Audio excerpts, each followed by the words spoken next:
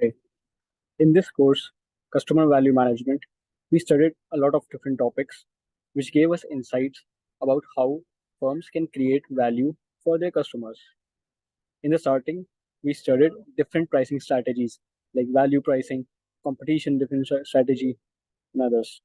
We also studied pricing sensitivity, especially core joint analysis, which we will see how it was very relevant in the case studies that we do.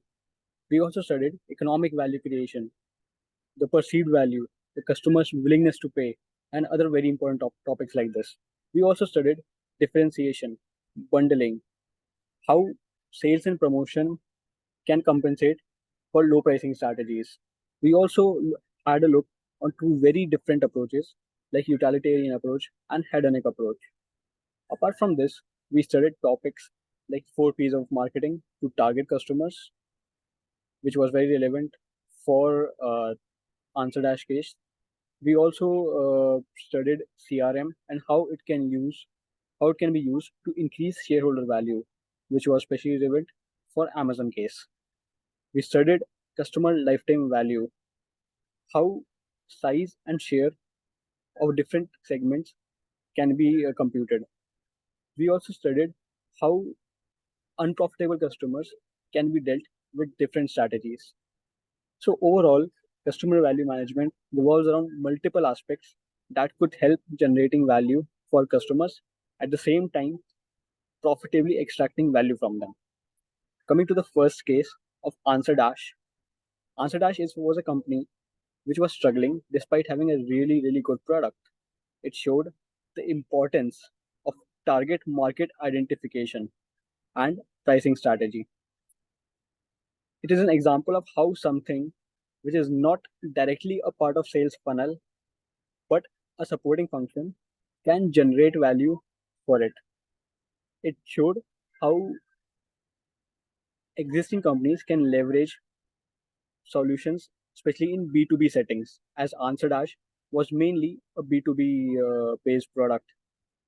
Hence, we got to know how they were misaligning their pricing strategy and doing a big mistake by not identifying target markets. Also, how information of addressing cost of operation can have impact on value creation. This was also very relevant for this case. We learned how equity and incremental value can be created using this particular data. I really liked the different aspects about interactions and processing through company sales funnel, and especially the ladder of loyalty that we studied in the course was relevant for this particular case. We learned how data collection, analysis, decision making, pricing, and different aspects come together to create ultimate value for the company and its shareholders.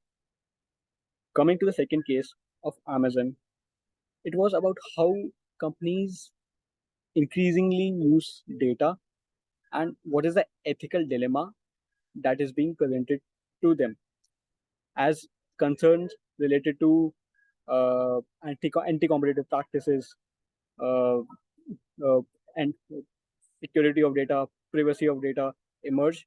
And even though the company wants to create value for all stakeholders, those stakeholders might perceive those actions in a very different way. We saw this with particularly how some of the suppliers and some of the customers were skeptical about Amazon's latest products called Amazon Shopper Panel, which provides incentives to customers to submit receipts and intern data from brick and mortar stores. We learned that customers are ultimately the most valuable for any asset for any business. You have to take them into account. In order to retain them, generate profits sustainably, we need to leverage customer value management. From both the cases, we have realized that companies are trying to generate value for everyone, but it has certain aspects has to be taken into account.